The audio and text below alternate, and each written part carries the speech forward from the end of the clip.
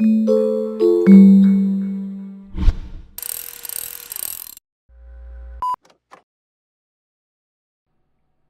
to part 5 of our 8-part video series for the Micro Focus iPrint Appliance 2.0.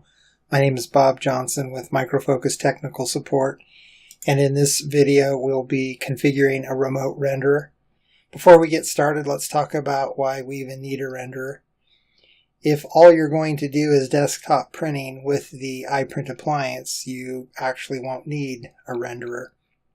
However, with mobile printing devices, their ability to convert documents into a print-ready format is very limited. On your desktop, you're able to format the document with the application, the driver, and the spooler subsystems, but on your mobile devices, this functionality is fairly primitive and maybe non-existent in some cases. So we use a rendering service on the appliance in order to format the documents appropriately. By default, the appliance uses a local renderer, but it has its own limitations. It will convert your mobile submitted documents into a PDF format and then converts them to a print-ready format using cups. And depending on the complexity of these documents, the print quality can vary, which is why we recommend installing a remote renderer. A remote renderer requires a PC running Windows 7 or Windows 8.1, Windows 2008 R2, Windows 2012 or 2012 R2.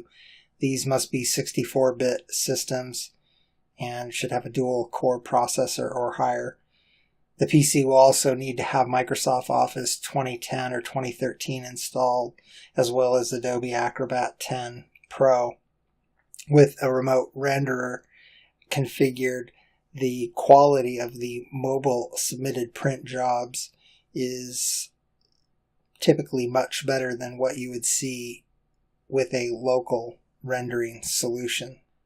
However, depending on your environment, you may be able to use the default local renderer, and really the only way to know for sure would be to test various print jobs from your mobile devices to see what the formatting looks like when they print. If you find that the format is acceptable, then you can stick with the default local rendering option. However, if the format of the documents is not acceptable due to your environment and the complexity of the documents, then we recommend you install a remote renderer. Prior to installing and configuring the remote renderer, there are some prerequisites we need to take care of. One, we need to create a Windows user account on the renderer PC. We need to make that user a member of the administrators group. We also need to assign logon as service rights to this user. In addition, we need to verify there is a printer driver uploaded to the driver store for the Windows OS platform where the remote renderer will be installed. Once we take care of these prerequisites, then we'll go through the process of downloading the software and installing and configuring the remote renderer. For the purposes of this demonstration, I'm using Windows 7 Professional 64-bit. I've installed Microsoft Office and Adobe Acrobat. So at this point, we can go ahead and proceed with creating our user. To create a user for the remote renderer, I will right-click on Computer, click Manage. Users and Groups, Users, right-click, New User. We will call this user Renderer 1. Password.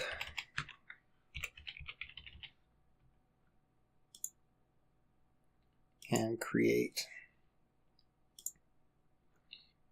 The next step is to make our Renderer 1 user a member of the administrators group.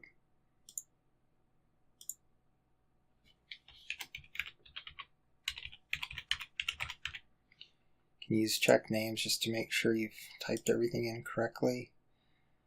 Apply and OK. Now that the user has been created and is a member of the administrators group, we need to give this user logon as system rights. To do that, go to Control Panel, Administrative Tools, Local Security Policy,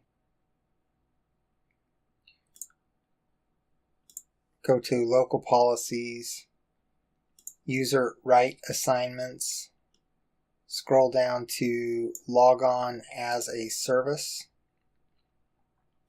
double click and add Renderer 1.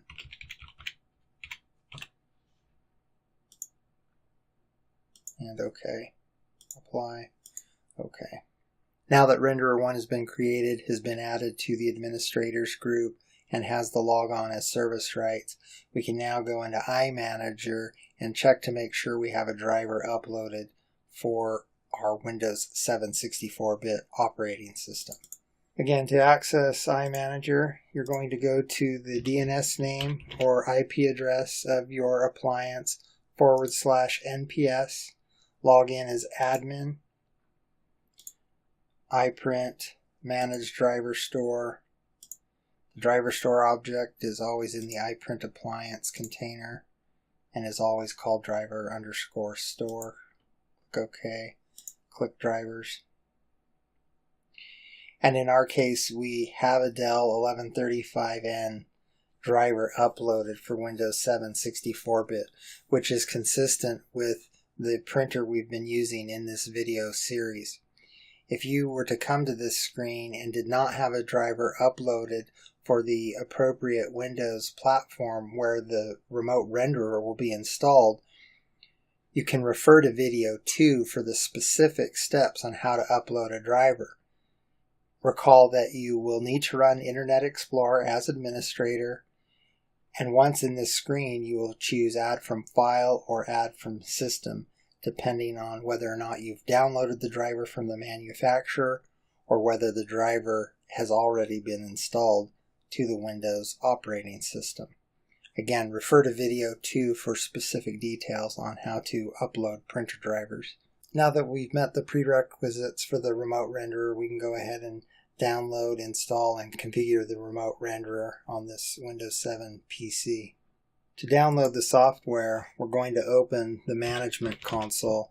Recall, you access the Management Console through https / the DNS name or IP address of your appliance :9443. Login as VA admin. Click on Manage iPrint Appliance. Click on Renderers.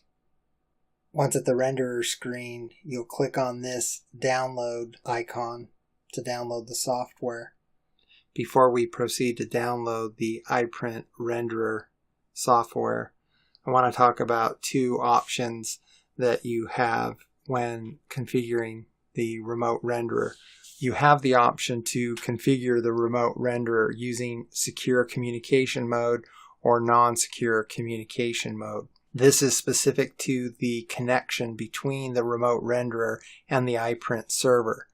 For this demonstration, I will be using a non-secure connection because it is much easier to set up and configure. There are fewer technologies involved in the connection, which results in fewer potential problems. And in all my experience with helping administrators configure this, I've yet to come across a compelling reason to set up a secure connection. The renderer and iPrint server, as in my case, are usually on the same host, so secure network traffic is not an issue.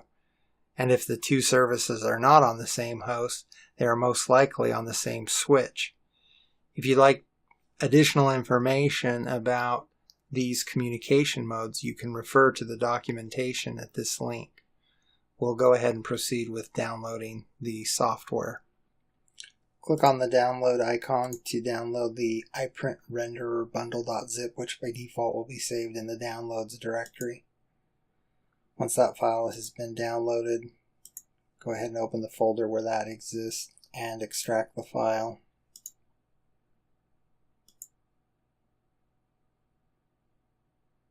Once the files have been extracted, we can run the iPrint renderer setup. Double-click iPrint renderer setup, click Run, click Next, click I agree, Next. I always install for everyone. Click Next, Next. Typically the remote render installation doesn't take very long.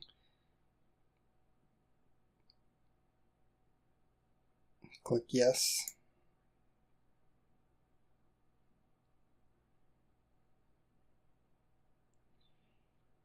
You can make note of these specific instructions that tell us what to do to configure the remote renderer once it has been installed. You'll launch a command prompt running as administrator, and then we'll run the command iprnt rend cmd-c and follow the on-screen instructions. And as stated, we'll specify the credentials of the Windows user account we created, which is renderer1. And then we'll check the status to make sure it's actually running. You can go ahead and click Next at this point and close. Close these dialogues. We will now run command prompt as administrator.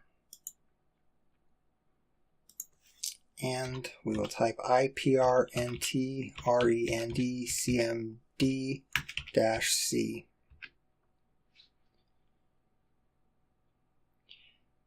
At this point, you're prompted as to whether or not you want to configure the renderer over the secure channel, and we are not going to do that, so we will type no. The administrator name, we are going to use renderer1.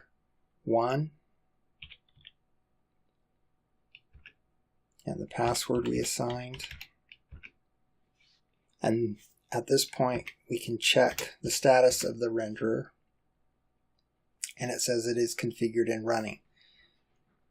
The next step is to actually register this remote renderer to the appliance. So in the renderer screen, click New and type in the IP address or host name of your remote renderer. We're going to use the IP address. Make sure you type in the IP address correctly.